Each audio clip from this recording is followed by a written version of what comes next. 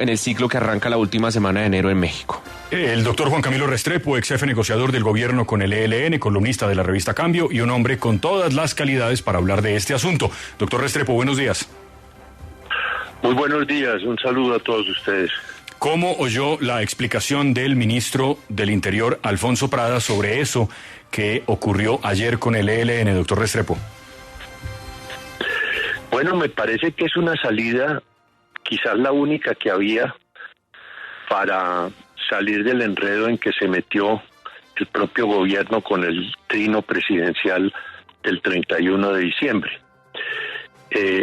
Una lección que deja esto, me parece, antes de comentarles en algún detalle las declaraciones del ministro Prada, es que estos temas de la paz y temas sustanciales a ese proceso como son el cese al fuego no se pueden manejar por Twitter, no se pueden manejar hay que manejarlos con gran discreción, y yo creo que esa es una lección que dejan estos episodios. De resto, pues creo que las cosas están volviendo con las declaraciones del ministro Prada al curso que debieron tener desde un comienzo, es decir, que todos los pormenores atinentes al cese al fuego, que es bilateral y por lo tanto de las dos partes, retornen a la mesa de negociación que ahora va a tener lugar en México y allí se establezcan todos los pormenores, que no son pocos, de un cese al fuego bilateral.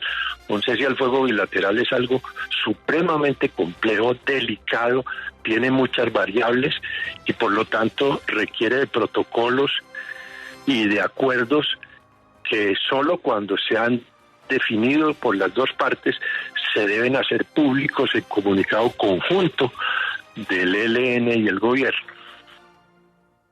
Doctor Restrepo, decía yo, bueno, básicamente parafraseando al ministro Prada, que ahora la pelota queda en el terreno del ELN porque el gobierno le propone una tregua, que no es exactamente lo mismo que un cese al fuego bilateral. ¿Usted está de acuerdo o será que es lo contrario, que ahora se tiene que negociar en los términos del ELN después de la metida de pata del gobierno? No, yo creo que ahora la pelota retorna a la mesa de negociación bilateral que se instaló en Caracas y que ahora se traslada a México. Allá es donde está el balón, para utilizar el término futbolístico de estos últimos días. El ELN es un grupo que le da mucha importancia, y eso hay que entenderlo para no equivocarse o enredarse, a todo lo que es lo bilateral. Así lo dicen en su comunicado de ayer.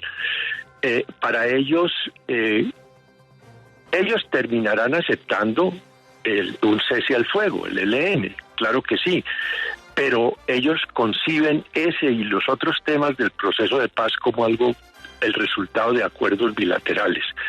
Y si se les pretende imponer cosas desde afuera unilateralmente, se chocan contra el muro de la negativa del ELN a todo lo que no es bilateral.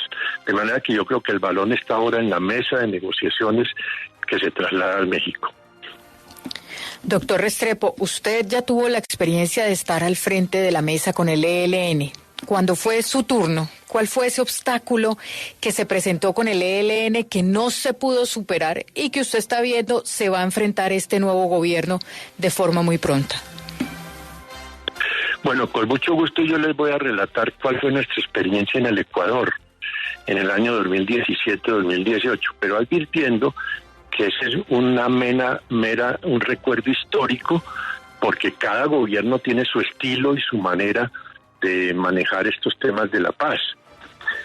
Cuando en el 2017 se anunció la llegada del Papa Francisco a Colombia, nosotros le dijimos al ELN, y ellos estuvieron de acuerdo, que debíamos prepararnos a recibir el Papa, no simplemente con una solicitud de una admonición de él a la paz, que de ahí no pasaría, sino con algo más sustancial.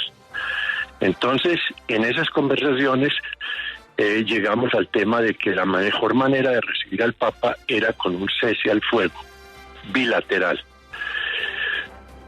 Y estuvimos trabajando todos los pormenores, toda la carpintería del cese al fuego durante más de 3 semanas. porque repito, un cese al fuego bilateral es algo supremamente complejo. Finalmente llegamos a unos acuerdos, a unos protocolos. 70 veedores de las Naciones Unidas se desplazaron a 30 parroquias ubicadas en los pueblos donde más accionar tiene el ELN, y se desarrolló un cese al fuego por 101 días que, a juicio y opinión de los observadores, que eran las Naciones Unidas y la Iglesia Católica, tuvo buen resultado. Se cumplió cabalmente, aunque hubo naturalmente algunas infracciones aquí y allá. Ese cese al fuego no duró sino 101 días. Después el nuevo gobierno, el gobierno del presidente Duque, dio por diversas circunstancias, una de ellas la torpeza del ELN de haber puesto la bomba en la Escuela de Cadetes General Santander, pero él resolvió, el gobierno Duque, dar por terminadas todo tipo de negociaciones con el ELN, y tuvieron un eclipse esas conversaciones de 4 años que ahora satisfactoria y plausiblemente, a mi modo de ver, las ha reabierto el gobierno Petro. De manera que esa es la experiencia. La experiencia es que se logró que el ELN firmara el único documento que en más de 55 años de vida de alzados en armas han firmado con el Estado colombiano, y esperemos que ahora se pueda reanudar por el buen camino esa búsqueda de la paz que tanto necesita Colombia. Es el doctor Juan Camilo Restrepo. La pregunta de Diana sobre otras experiencias que, en efecto, lo decía también León Valencia más temprano. Cada gobierno tiene su estilo y no se puede pretender que se hagan las cosas de la misma manera, pero evidentemente las experiencias pasadas ayudarían en esto que el jefe negociador Oti Patiño y el gobierno del presidente Petro está tratando de hacer con la guerrilla del ELN. Doctor Restrepo, gracias por atendernos. Buen día. Bueno, que estén muy bien. Gracias. El doctor Restrepo estaba narrando el episodio de los 101 días después de la presidencia del gobierno de Duque, cuando el ELN pone esa bomba terrible en la Escuela de Policía General Santander. Fraile, eso también pasó con las FARC. Hubo diferencias por los bombardeos del presidente Santos. Claro, en algún momento avanzó tanto la negociación, y digo avanzó tanto después de unos 3 años, 4 años, que el presidente Santos dice: vamos a suspender los bombardeos a los campamentos de las FARC. Las acciones militares seguían. Todos los días se daban de baja guerrilleros, se seguían capturando personas que estaban vinculadas a las FARC, pero en este caso en particular se suspenden los bombardeos como una medida humanitaria y para permitir que gente que estaba en La Habana negociando volviera a los territorios sí, a hacer pedagogía. Eso estaba sucediendo, duró aproximadamente unos meses, cuando de repente se produce una acción terrorista de la guerrilla. Asesinan a 11 militares en el Cauca de una manera brutal y salvaje. Y el presidente reactiva bombardeos. La respuesta del presidente fue: reactivamos los bombardeos. ¿Qué pasa? En esos bombardeos empiezan a caer muertos, personas que incluso habían estado en La Habana y que estaban en esas supuestas labores de pedagogía en el territorio. Así que es algo que es propio de las negociaciones, estos ires y venires. Sí, es que se negocia en medio del conflicto. Senador Ariel Ávila, buenos días. Hola Jorge, buenos días, muy amable por su invitación. No, hombre, senador, por favor, a usted por atendernos. ¿Cómo vio la declaración del ministro del Interior, Alfonso Prada? Me dio la sensación de que el ministro Prada no quiso reconocer muy abiertamente que se habían equivocado. Mire, Jorge, yo creo que es una metodología diferente, es audaz y sorprendente, pero se anuncian ceses sin tener protocolos. Digamos, eso es lo que queda claro. Digamos, con los 4 grupos, con Segunda Marquetalia, el autodenominado Estado Mayor, las autodefensas gaitanistas o Clan del Golfo y las conquistadoras de la Sierra, se comprometen al cese, están en elaboración de protocolos, y generalmente lo que se hace en un proceso es que cuando se tienen los protocolos se anuncian. Aquí creo que la metodología fue diferente. Lo segundo, frente a lo del ELN, pues lo normal, que eso se tiene que discutir en una mesa, y que no se pueda dar una instrucción y después discutirla en la mesa. Entonces habrá que esperar. Eso significa que van a tardar 3, 4, 5 semanas. La petición de la tregua que hace el señor ministro del Interior va encaminada en el sentido de que si algo llega a pasar estos días, eso va a tener una repercusión durísima en la mesa. Entonces, pues, piden la tregua previendo que no existan futuras crisis. Y lo tercero sobre lo que ha dicho el ministro del Interior es que, pues obvio, no se reconoce el error. Sin embargo, en el comunicado ayer del jefe negociador del gobierno en la mesa con el ELN, pues él deja ver la palabra, yo interpreté el mensaje del presidente, que ahí pudo haber estado el error, pero pues el gobierno no lo reconoce, suspende el decreto, dice que va a entrar en vigencia nuevamente, pero sí, digamos, yo creo que es una metodología diferente pues la que se está utilizando. Pero usted dice que es una metodología distinta y hay muchas voces que están diciendo que no se trata de un error, que fue una jugada del gobierno pensada precisamente para generar en la opinión pública la aprobación de este anhelo del cese a fuego bilateral y ponerle así presión al ELN para que avance más rápidamente en este proceso. ¿Usted qué opina de esta posición, de que no fue un error, sino fue algo premeditado del gobierno?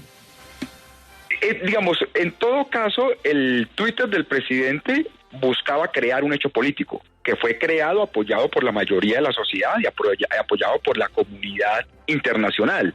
De hecho, por eso se dijo que la misión de las Naciones Unidas, que la MABOEA y la Iglesia Católica iban a verificar.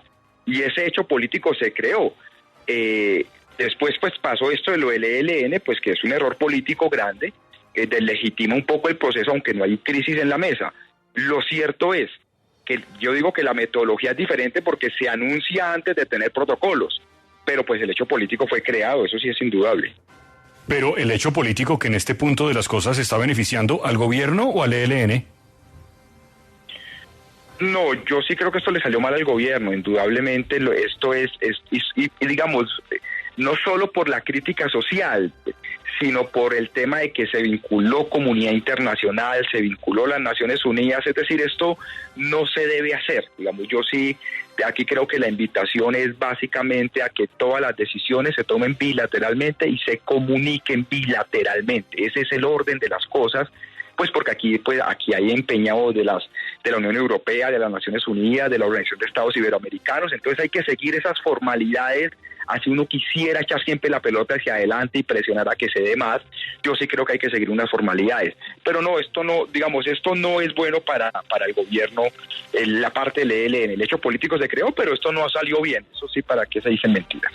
Ariel, le pido, senador, que pues entiendo que eso habría que preguntárselo a los señores del ELN, pero el gobierno los invita a una tregua. ¿Usted cree que van a decir que sí? El ELN siempre hace helenadas, digámoslo así, ¿sí? Y ellos pudieron haber tramitado esta discordia internamente y no lo hicieron. El ELN viene de una tregua, que fue esta de 24 y 31, por ende no tendrían problema en volverla a declarar unilateralmente. Pero ellos han dicho que ellos no funcionan bajo presión y bajo presiones unilaterales, que todo es bilateral. Yo no veo tan clara la posibilidad de esa tregua. Sería lo mejor para evitar posibilidades de que estos salten problemas en la mesa hacia futuro. Le tengo en la línea a Oti Patiño, el jefe del equipo negociador del gobierno con el ELN. Si quiere quedarse con nosotros, por favor. Don Oti, gracias por atendernos, por sacarnos tiempo en estos momentos difíciles. Buenos días.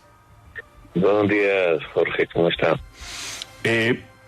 Entonces, quedamos en que ahora la pelota, dice el comisionado, dice el ministro del Interior, está en la cancha del ELN para que se busque esa tregua que podría anunciarse antes de las negociaciones. ¿Ustedes creen que en este momento, en efecto, la pelota está del lado del ELN? ¿Qué hay que hacer ahora? ¿Cuál es el siguiente paso? Pues seguir adelante con lo que ya se ha planteado, de reanudar el segundo ciclo de conversaciones y desde luego dar las circunstancias en las cuales se va a trabajar. Si es en medio de digamos, de que no haya cese al fuego, si hay en medio de una tregua o si sería el primer punto para discutir en este segundo ciclo de negociaciones. Don Oti, ¿a usted lo tomó por sorpresa el trino del presidente Petro el 31 de diciembre o usted fue consultado antes de que eso se escribiera? No sabía que iba a haber un anuncio positivo, como efectivamente ocurrió, sobre la voluntad del gobierno de decretar un cese bilateral del fuego.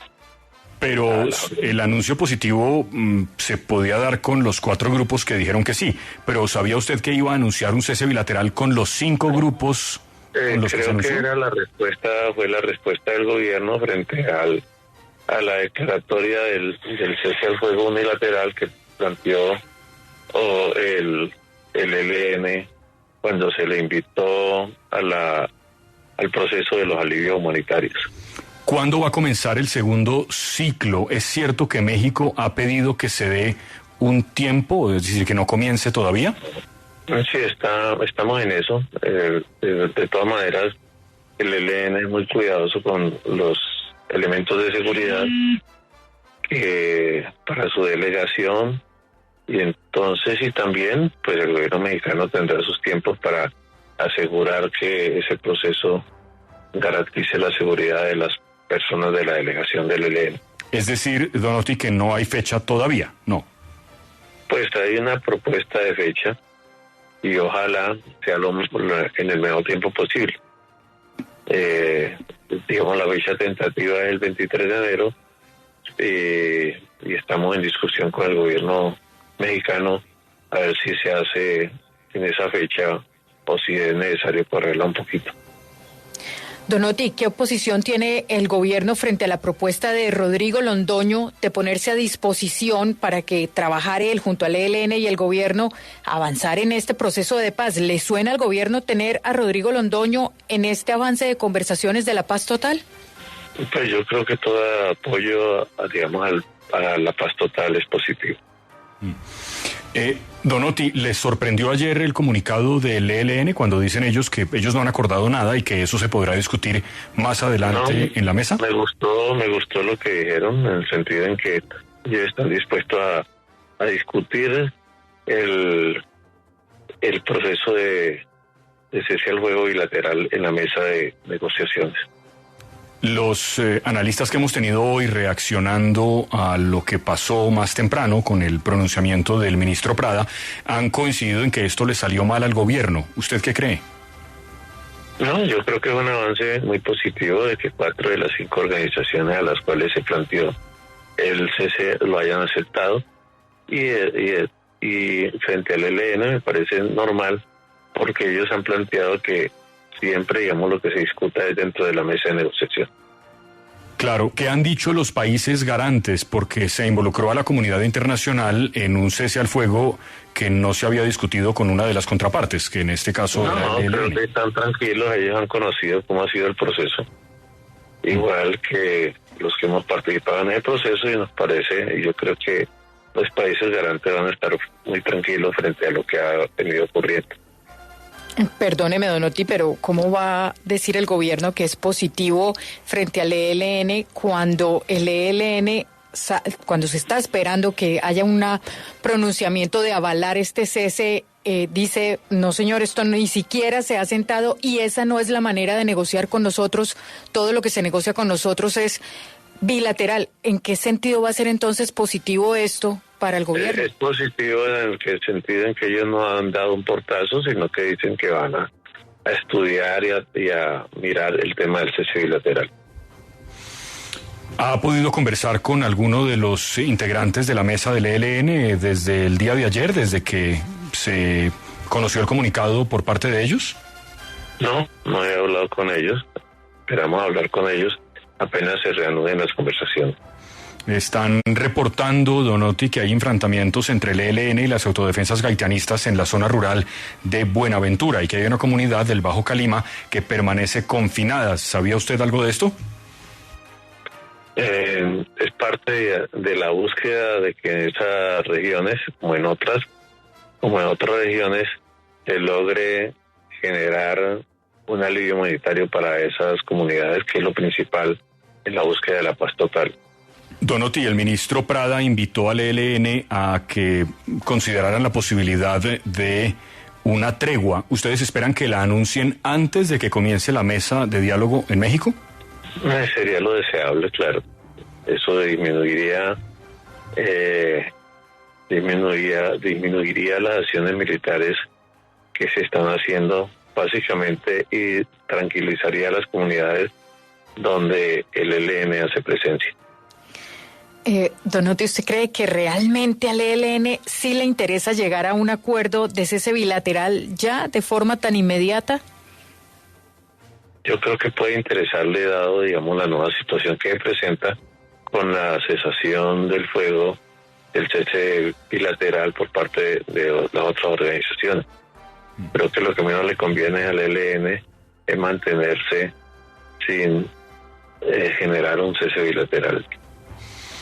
Donotti, le agradecemos el tiempo que nos ha dedicado esta mañana. Muy tranquilo usted, de ánimo, y probablemente esa es una buena señal para el jefe negociador del gobierno. En cualquier caso, Donotti, sería bueno que a usted pues sí le consultaran las cosas que se van a publicar en Twitter, pero sobre todo que se las consultaran a la contraparte. De pronto tuitear hace un poco de daño, ¿o no será? Bueno, interpreto ese silencio. Donotti, gracias por atendernos. Buenos días.